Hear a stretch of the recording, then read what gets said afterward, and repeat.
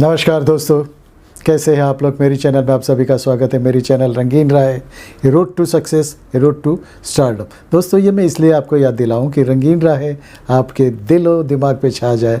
रंगीन राह है आप लोगों के साथ, रंगीन राह है आपको जो भी राह दिखाए, आपको जो भी राह देखनी है या तो आपके जो भी क्वेश्चन है उसके लिए हमेशा तैयार है। दोस्तों, आज का वीडियो एक स्पेशल सब्जेक्ट पे मैं बना रहा हूँ। तो दोस्तों, गुज़रे ज़माने के एक बहुत ही मशहूर डायरेक्टर, एक्टर, राइटर, कोरियोग्राफर ऐसे गुरुदत्त जी, उनके बारे में आज कुछ बताऊंगा। गुरुदत्त जी फिल्म के ही आदमी थे, इतने कोमल दिल के आदमी थे।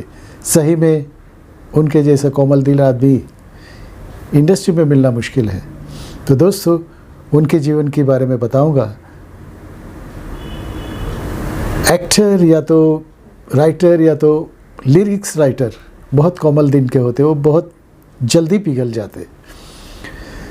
तो उनकी भी कुछ इच्छाएं होती है, जल्दी किसी पे दिल आ जाता है, बहुत जल्दी अपना समझ लेते हैं बहुतों को, और कभी कभी कुछ गलतियां भी समझ लेते हैं, कुछ ये भी समझ लेते हैं कि सामने वाले ने कुछ अलग मीनिंग से कहा हो, लेकिन ये सच्ची समझने लगते क्योंकि वो दिल के एकदम खरे थे। कोई दिखावा नहीं था, कोई अहंकार नहीं था, कोई भावना नहीं थी। दोस्तों, उन्हीं के बारे में कहूँगा। उनका और वहीदा रहमान जी का क्या नाता था वो भी कहूँगा। दोस्तों, गुरुदत्त जी जो थे, उनका असली नाम वसंत कुमार शिवशंकर पादुकोण था। वो साउथ कनाडा में जन्मे थे और डायरेक्टर, प्रोड्यूसर, एक्टर, कोरियोग्राफर और राइटर भी थे। 9 जुलाई 1925 को उनका जन्म हुआ था। कागज़ के फूल उनका एक बहुत ही प्रेस्टिजियस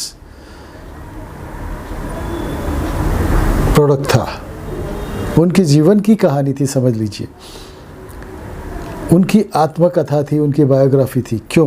क्योंकि उनके जीवन में भी ऐसा ही बना। कागज़ के फूल की कहानी में ज़रा बताऊंगा।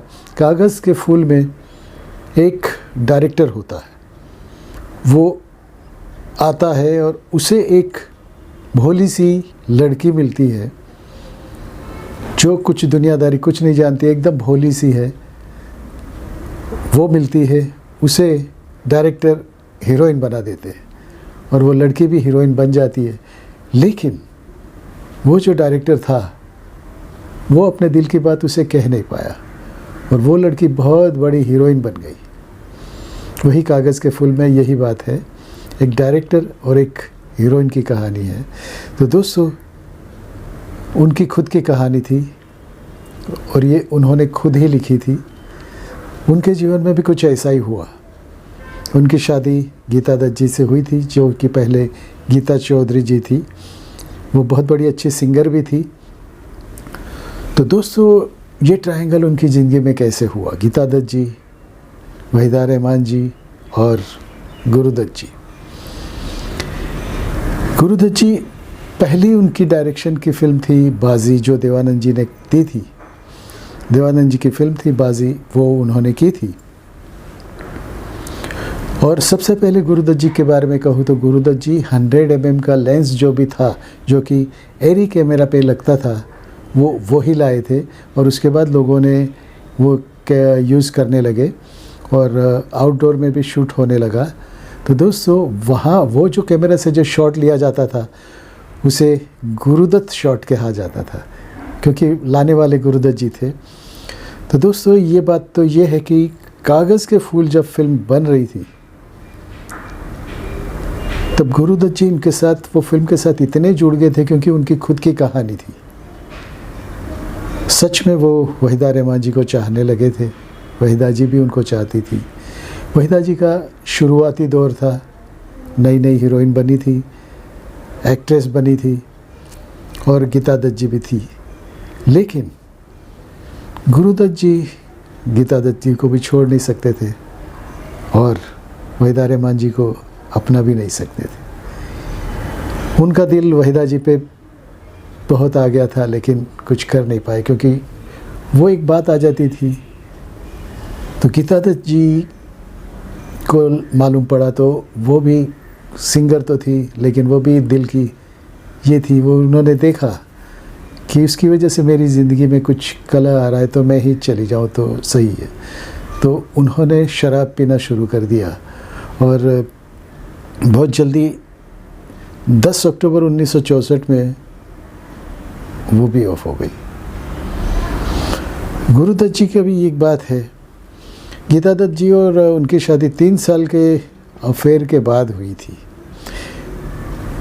वह वहीदा जी के संबंध के कारण उनमें कुछ दूरियां बनती गई।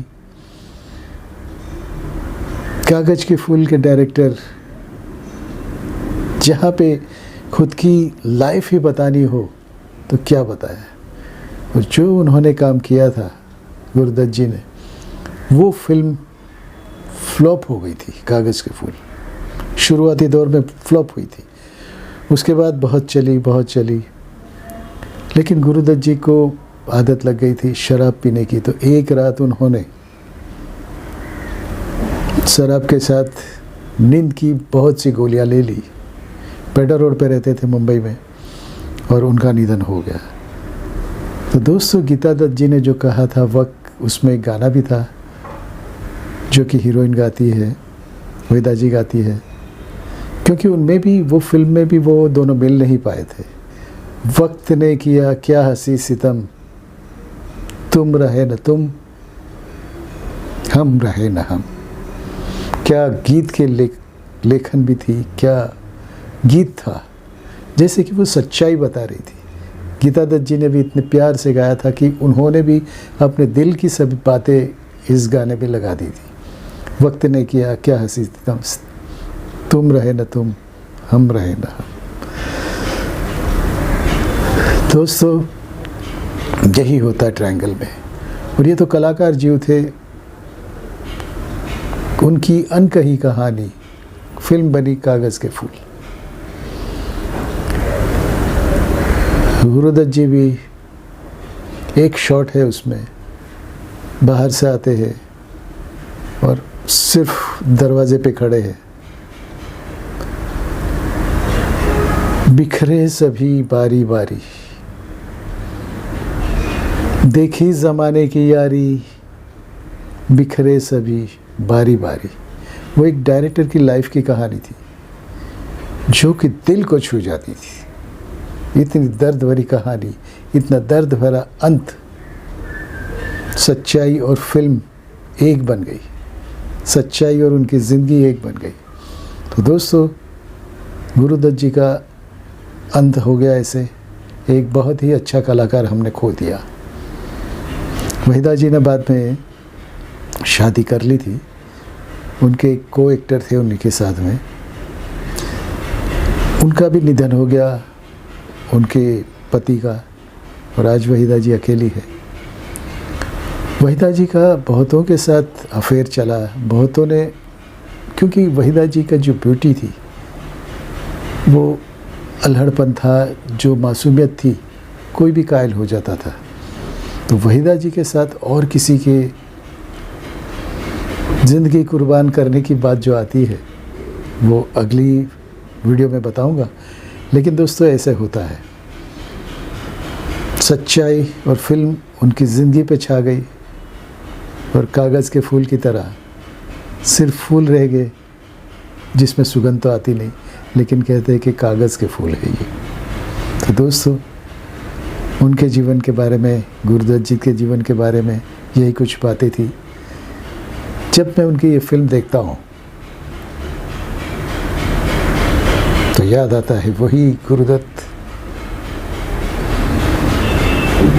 कलाकार कितने नरम दिल होते हैं, जानकर जिंदगी को ख़त्म कर देते हैं। प्यार करते हैं तो दिल से, मोहब्बत करते हैं तो दिल से, और दुश्मनी करते हैं वो भी दिल से। लेकिन उन्होंने प्यार अपने दिल से किया और अमर हो गए। दोस्तों, आज का वीडियो उन्हीं के लिए था। नमस्कार इतनी बड़ी आत्मा को। भारत माता की जय, वंदे मातरम। Thank you. दोस्तों पसंद आया होगा, अगर आप कुछ चाहो तो मुझे वीडियोस में बताइएगा, नीचे बताइएगा नरेशंस में, तो मैं वो वीडियो बनाऊंगा। तो दोस्तों, भारत माता की जय, वंदे मातरम।